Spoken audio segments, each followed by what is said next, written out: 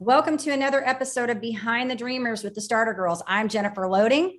And I'm Brianna Drelis, and we are talking to the dreamers, the magic makers, the creators, and achievers. We're out of studio today, so we're going to make it Wow. work, right? Sorry, Denise. It's all good. These are our friends, these are your friends, and they are living the extraordinary. This Can we episode is start brought over? to you by Walt Mills, photographer of Glad Models Agency. If you are here in the Dallas or surrounding area and looking for some photography work, check out Walt Mills. You can learn more about him and his work at photosbywalt.com. All right, so we are not in our regular setup today. We're doing things a little bit differently, but we do have an amazing guest on the line with us today. So we're super excited to talk to her. Denise Liota. Did I say that correctly, Denise? Liota. Liota. Okay. Thank you for fixing me. I guess I should have asked you that before we started. And the name of your company, pronounce that for me real quick too, so we know how we're pronouncing. Artemida. Artemida. Okay. So she is the founder and creator of Artemida, and an eco-conscious health, beauty, well-being, and lifestyle brand created by women for women with a focus on the planet. Am I correct? Correct. Awesome. Yes. Okay. Artemida was founded on the premise of women achieving optimum health and in turn contributing to the well-being of the planet. As a marketing leader with over 20 years bringing nutritional supplements to the market, Denise has built an understanding of what true wellness is about and how to bring holistic health to the marketplace. So Denise, we want to say welcome to our show. We're super thrilled to have you here today and learn a little bit about what you're doing, creating, what you've got going on over there. Thank you. It's great to be here with you both. Artemida really is a passion of mine. It's a pet project. I started in the direct mail industry, specializing in nutritional supplements over 20 years ago. And I've always wanted to do something different. And Artemida is the direct result of that. I love everything about the company. I wish I could put more time into it. Seems like I'm spread so thin lately, and it seems to be getting worse. But the purpose of Artemida is a supplement that's not in a plastic bottle, because when I recently learned that only 9% of plastic is recycled, it blew my mind. It just completely blew my mind. And here I am, selling all of these vitamin bottles every year and contributing to that. So I wanted to do something differently. So it's not just putting it in plastic-free packaging, it's also the approach around the company, and very, very feminine, and little bits of information on the environment, on lifestyle, on health, well-being, that just starts a conversation. That's great. Yeah.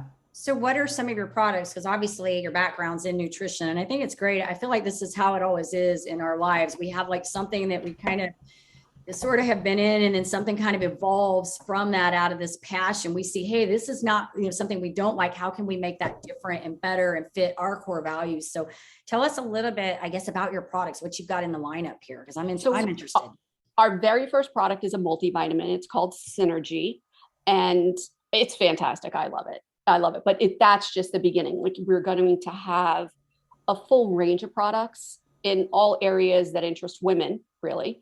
And it'll all be plastic-free packaging, all of it. And it's actually compostable, the pouch, which means it can't be recycled. So we offer a full solution, including an envelope with a stamp. It's pre-addressed with the package. So if you cannot compost, you could send it back to us and we'll properly compost it, because just throwing it in the trash is just adding to the problem. Wow. And do you feel like most people who are your clients, if they're choosing your line, then clearly they want to make a very intentional decision to be more mindful of the environment, et cetera. So with that, do you get a lot returned to you, like that utilize that stamp, Yes. Definitely. Absolutely. Yeah. Yes. That's amazing. Yes. And it's amazing you guys provide that. When I went into this and I was searching for packaging, the company that I, get the packaging from, I asked them, okay, so what happens? I needed to be educated. I still don't know everything. I still use plastic I'm addicted to Pellegrino and, I'm drinking the bottles and recycling them. But, I don't know about composting. What I know about composting is, okay, it could be smelly, you need the right heat, and I don't have time for that. So I asked them, what do we do? And that's when I learned, okay, you can't recycle it. If you throw it in the trash, it'll take forever to break down. So it has to be properly composted. And they are the ones who we teamed up with, and they'll compost it. And it takes 45 days to completely, once it's in the compost, in 45 days, it's gone. It was like it was never there, which is amazing. That is amazing. Yeah. That's absolutely amazing. And I'm with you. I don't necessarily, I don't have an interest to pick up composting myself. No. You guys would love it at our house because my brew has a little compost in the backyard that they've been doing for a while. They've got their little rain harvest cans in the back where they collect rain and water the plants. In fact, we were excited because we got some rain this week because the cans had dwindled. They're big size trash cans that they've got set up out there, and they have like a little spout going out where they can pour the water out. So they have that. But then on the side of our house, we also have a little compost that they built out there, and they put a lot of stuff in there. It's my dog likes to get in there and check it out, but it is covered, but the dog likes to see if she can work her way into that, So it's funny because I'll be trying to throw out food or something. And they're like, no, we got to put that in the compost. Don't put it in the trash. Yeah. That's amazing. But what do you do about the mosquitoes though, when you're collecting all that water? I don't know. We haven't, they're sealed. So, it's going in, it basically drains off the gutters on the top and it goes into the can. So they're sealed up. So honestly, haven't really noticed that there's a bunch of mosquitoes hanging out over there. It's a good question. I just haven't, I don't know. Mosquitoes are out there. We don't have a lot of them right now. So I don't know, maybe when it gets hot again here, it'll be something, but I haven't noticed it. So, but That's Denise, great. I love that you're doing that. I think that's awesome. And so how long has the company been in existence now? We launched Earth Day of last year. Okay. So you did right during the pandemic then, wow. I'm impressed. Oh, because we've been working on Artemida, which seems like forever. And again, because it's, something I really love, but it doesn't pay the bills right now. Sure. So, it's how much time, and I'm really a one-person show. I have people, I work with, of course, but it's a lot of work, but I love it. So it's always the balance of how do I devote more time to it? And I've come to the conclusion, it's like, you just have to. That's something I wish I would have done sooner, but I'm also a very patient person, which adds to, that can wait. But completely, one thing I would have done is gotten it out sooner. That's one regret, but it's all good. I love it. But you hit on some really good points here. And for people that are going to be, listening in on this, you just hit different, I got to remember them all. One of them was just being consistent and persistent, right? You said patience. Yes. And all of these, everybody that comes on our show is, like we said, a creator, achiever. They're all dreamers at the end of the day, right? They had a vision, something they wanted to create. They put it out there. And we all know the price going into that it's not, you wake up by osmosis tomorrow, it's all there, right? It doesn't happen that way. We know that it takes a certain amount of persistence, tenacity, grit, right? So you touched upon that, but also too, having that passion and that drive, because I think that's what keeps us in the game. It's not, if you don't love what you're doing, you're not necessarily going to be willing to go in all grit on this. You know what I mean? It's going to be a passing, fleeting thing, where, hey, this sounds great in theory, but if you're not really connected with your purpose and your passion, you're not going to weather through this in the long haul. So That's definitely there for you, it's why we do what we do, right? It's true. It's very true. Yeah. I love it. So I saw here on your, what did you have something? I was going to jump in. Yeah, jump in. Another thing that I loved about what Denise said is how she wished she would have started sooner. And it just reminded me of that phrase or that idea that talks about you need to start before you're ready, because it's you're never going to be ready. It's I'm waiting till I'm ready to start a family. I'm waiting till I'm ready to buy a house. I'm waiting till I'm ready to take this new job. All this stuff. But it's what does that even mean? You're never going to be ready. You need to just go and trial and error, but also believe in yourself enough to know you're going to figure it out. But that's hard. That takes risk, and it's scary. It's It risky. is. And to, add to that point, because I was in direct mail, I would say hide behind the envelope. Nobody knows it's me. You have no idea. But this, I have to be in the front. And that's very, very uncomfortable for me. Very, even though other people do it, it seems so effortless. I'm like, oh yeah, okay, whatever. But I'd rather not. So that is something that also was, okay, maybe put it off. But it's like inevitable. This has become a train that's just not stopping. And I love it. I love what I do. I love everything about Artemida. Like, I think everything's gorgeous about the brand. It's like, it's my personal, everything I've ever wanted is Artemida. That's how it evolved, and it continues to evolve. And doing things like this, it reinforces, wow, I really need to put more time into it. I really need, we need more products. It just exactly is a passion that if you don't tend it, it's going nowhere. We want the idea to become reality. Yeah. And are you finding, because, when you talked about being in the face of the product, and I think all of us wrestle with that at times, because it's very easy to get behind something, but you are your product in essence, right? You become your business card, so to speak. And sometimes that is uncomfortable, right? Because you want to hide it. Because I feel that. I don't know about you, Brianna, but sometimes I just want to shut it all down, hide. I want to remove the Jennifer loading, right? Like, is there another name, that I could put in front of that for a while and then come back, but we can't, right? So do you find though, that the more you do it, like the stronger you feel, and like the more convicted you get about it? And oh, absolutely. Yeah. Yes. Yeah. There was, like the last month has been pretty quiet for me talking about Artemida. And I kind of like really didn't realize how much I missed it, and it's like, wow, this is exciting. I love this. I love to get out there and talk about it. But at the same time, it's like, wait, no, you don't. Yes, I do. Ultimately, I do. Yeah. Well, and I think too, like you said, ultimately you do. Ultimately, you are the brand. That's kind of what it comes down to. So even though, I see this logo behind you, like, you're the face of the company. And so people will associate you with Artemida, especially if, you're excited and passionate about talking about your company, but also that's also part of it.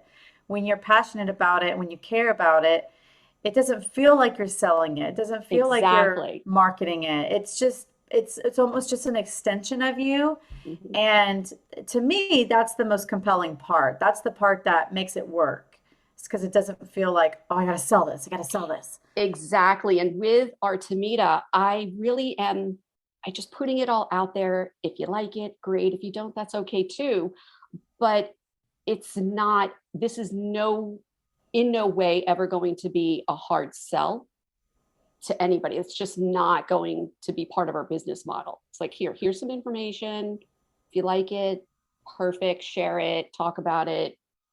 It's just, you'll know if it resonates with you.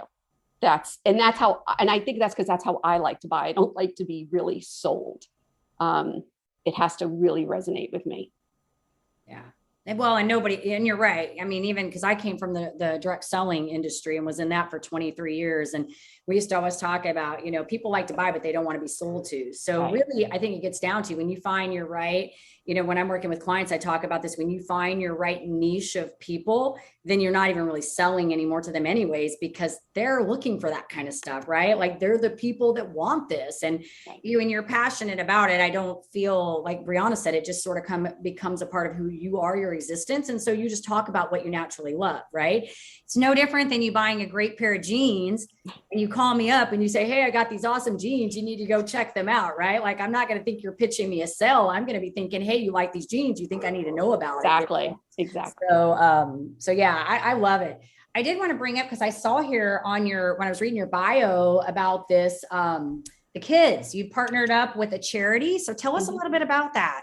So Speak Up for Kids is a nonprofit that works with the courthouse, the court system. we're called guardian ad litems. And what we do is we are appointed by the court as a volunteer to advocate for children in foster care.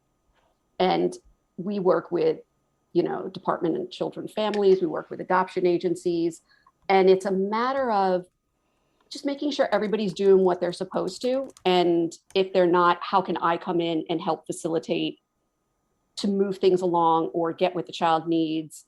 And it's been the best thing I've ever done. Like, I wish more people would do it. I really do. I know so many people who would be amazing at it. And they, the biggest thing is, I don't have the time. I agree. But if you find that you're passionate about it, of course, you'll make the time. Yeah. We're women that are very talented at figuring out what we need to do, right? I always say when it's important, we figure it out. That's right. That's right. I get it. That sounds very similar to CASA. Have you ever heard exactly of CASA? The same thing. Okay, great. So it's it's another it's just aligned. A different name. Yeah. Certain states they have guardian ad litem, and certain states they have the CASA. Okay, great. Yeah, it's interesting. My sorority, Kappa Alpha Theta, that was our philanthropy, was CASA. So everything that Kappa Alpha Theta does on a national and international platform, all of that goes back to supporting and giving money and resources to CASA. So I think it's a really, really great partnership for you. Yeah, they're amazing. Really, it opens my eyes also to a lot of things I wouldn't necessarily be aware of. And then also to have appreciation for, never having been in that situation, or compassion for people going through it. It's really horrible, for Absolutely. everybody. And these children, it's just looking out for the best interest of the child. Exactly. Yeah. That's great. Very good. I had a question and then I'm sorry. I'm like, I don't know where it went. Where did it go? Well, I do have a question, because we talked about a lot of things here. Really just, being the face of the business, and then, having to do that. And then, but I do want to touch upon having started last year, because you did start in the middle of this pandemic, even though you've been planning, for a while, and then you rolled it out. Any challenges that you found that maybe made this difficult, or do you feel like you just kind of came into this and it just kind of started falling into, not perfect, but into place the way it should be going? I agree. I feel the pandemic did not negatively affect anything. Everything's online. I had no supply chain issues. There are supply chain issues now. Raw materials take forever. Packaging is behind. But not really horrible, thankfully. Yeah, a lot of people, and we've had several on our show that started their businesses and have been, I was thinking about Frankie Ray, remember them? They started like right around that time, and they're doing phenomenal. Yeah. They do these amazing designer, like almost like a briefcase for women. I think they're so adorable. But yeah, they started around that time, and they just went full all in, and we're like, we're going to make it work. So I think that says basically a testament to it's, we can't control our circumstances outside, right? The only thing that we can control is what we're willing to do, our work ethic, our commitment, our passion. And I firmly believe that when we are passionate about something, we will find a way to make it happen. We will do the things we need to do. And it may mean pivoting in a different direction, but we will make it happen. So I'm glad to hear that you're doing well and you're going in the right direction that you want to go. So yeah, definitely. I definitely feel one foot in front of the other and just keep going forward. Yeah, that's all you can do, right? Yeah. Step at a time. Did you have a question, Brianna? Well, yeah. So what do you feel like are your next steps? So, you're still a baby business as an entrepreneur. This is this kind of side, you said it's your passion project. For people listening in, they may have a passion project as well. So does that mean you also have a full-time job and then you're doing this? Like how, what's the next step for you to make this a bigger, to spend more time in it? Because you said you wanted to spend more time in it. Yeah, definitely. So what does that look like for you? It is having the other part of the business completely handled by somebody else, selling it off and focusing full time with Artemida. broadening our product line, just continuing to talk about it and get the information out there. But really the key for me, the goal is to step away from what I've been doing and only do Artemida, because there's so much that has to be done to keep it moving. I can't possibly do both jobs. It's just impossible to do it myself. Yeah. Any advice that you would give to someone maybe starting out? Definitely. It has to be your line, but just as an entrepreneur in general, so to speak. I say try everything, because even if you fail, at least you tried, and there's no doubt you're going to learn something from it. And if you have something that you're really passionate about, oh, I want to do this, just figure it out, put it out there. Never second guess yourself. That's the one thing that'll keep you back. But yeah, my advice is do it. Go for it. Bam. Absolutely. Right? Yes. Do it. That's my motto every day, Denise. I'm like, I live in that lane. I'm like, if you're thinking about it just a little bit, like, just what's the worst that's going to happen? Right. I mean, I told Brianna this because she put something up the other day on there, and I was telling her John Maxwell has this book out. I don't know if you follow him, but it's like sometimes you win and sometimes you learn.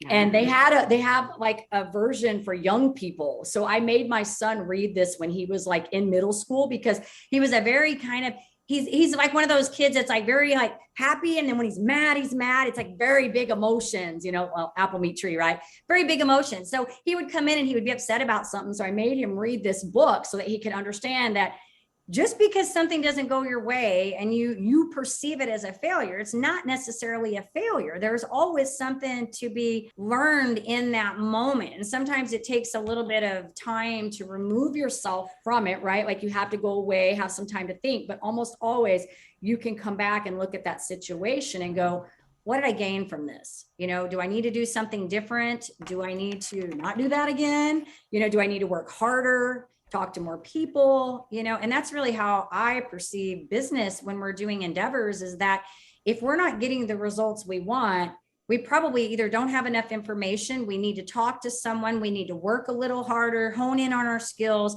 We need to make a pivot. There's something there that we need to be growing on, and we just haven't mastered it yet. Absolutely agree. And I love that book. I'm gonna have my kids read that. It's good. Great. Well, and it was funny. I remember him coming in and, it was like, I can't remember what he said to me, but my son's very witty. He's very like, he says funny things when he says, and I just remember him coming in and saying something kind of witty to me. And I'm like, that's what you got out of the book. Like you're supposed to be like learning that it's not always about winning. Sometimes you can fail and it's okay. You're still winning, But I'll have to find that. I know it's around here somewhere. I'll have to find that and lend it to you, Brianna, so you can let your kiddos check it out. It's a good book. So good stuff. I love it. Absolutely. Yeah. And I think I feel as if there's a question that I usually like to ask, which is, when the going gets tough, how do you stick in there? And I know that the going has probably gotten tough, right? But because this is a passion project, it's probably non-negotiable at the end of the day. It's like, no, I'm in this. Like I'm in it, right? Yeah, I would completely agree with that. Absolutely. There's been stumbling blocks and hurdles, and it's like, oh gosh, it would just be easier to forget it, but you can't. You just cannot. So you do. I really feel I don't have a choice. Even though I do, I don't. Yeah.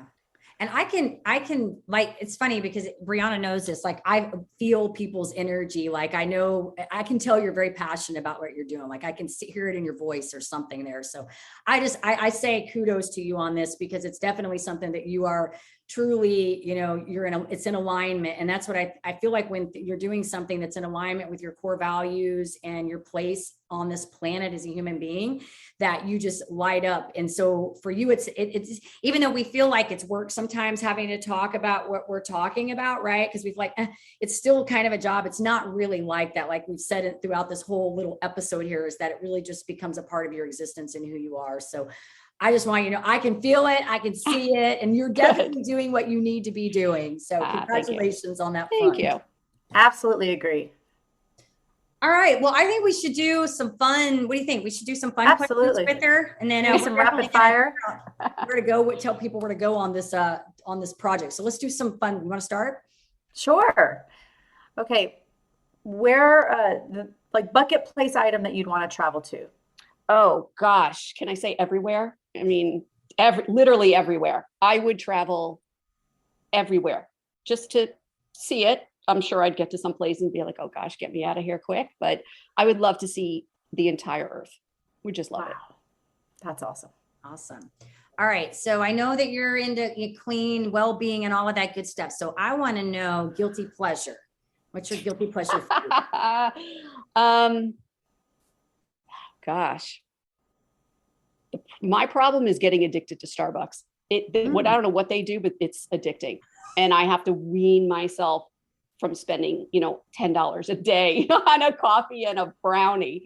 If I could get out of that habit, half of the month, I'm good. They know what they're doing. Oh man, I totally feel you on that. I got into like a mocha frappuccino addiction. Yeah, definitely. Yeah, it might still be there. I think I'm going to have one after this. I can just tempt you, Brianna. I'll be like, hey, I can get you to go meet. You want to go get a mocha frappuccino? That's right. Okay, but here's the thing. I have a Starbucks like card and it recharges itself. But I think, well, I've got a card. I'll just put it on the card, So it makes me feel like, oh, it's not coming out of my bank. I mean, it does come out of my bank account because when it gets to $5, it recharges $25. So, but you're not manually doing it, so it's as if you're not spending it. It's like I'm not spending it. That's right. You're so funny. Well, I'm not a coffee drinker, so I can't share that part with you, but my kids like Starbucks, so I totally get it. That's one thing I've never been a coffee drinker. And so I have just not had to worry about that one, but I feel like Starbucks knows exactly what they've got going on there. Oh, totally. Yeah, they do. Yeah. Okay. Good. Are you choose one. Okay. Taco, pizza, sushi. Oh gosh. I'll go pizza. Any particular type? Just cheese. As long as it's a good cheese pizza, I'm all in. Love it. I could eat it cold, breakfast, doesn't matter. I love pizza. She's like, give me the pizza. Yes. All right. Here's a fun one we're gonna do. First concert you ever attended? Oh wow, that was Foreigner. Yeah. Ooh, it was nice. It was at a county fair in 1985. It was so much fun. That was fun. I was at a little dive over here by our house, and they had a band there called 8 Tracks. I don't know if you've heard of them, Brianna, but they do like all old rock 80s. Oh, I love that. Like Foreigner and all of those songs that, I'm pretty sure my buddy Rob is in 8 Track. I was gonna say, you probably know who they are. We had so much fun with them. And the girl that's like the lead singer was amazing. Yes. My husband saw them performing the other night. I actually know 2 of the band members. Okay. Well, how funny is that? See, it's really funny. I should have known. I'm going to tell them that you love them. That's great. Okay. Last question. Now this is kind of interesting. So get ready. Get your thinking cap on. Okay. If you could be a cartoon character or a superhero for a day, what would you be? Who would you be? Well, I'd have to, there's a lot to choose from for sure, but I'll go Superman. I love it. I like that he could see through things, he could fly, and you don't know he's Superman. You just, regular person walking down the street, superhero. He seems pretty quick too. And he's smart. calm. I like that, Yeah, I could totally Love it. see it, Denise. I could see it happening. It's one of my favorite questions. And sometimes I like that you brought that up, Brianna, because we used to ask that all the time at the end of the show.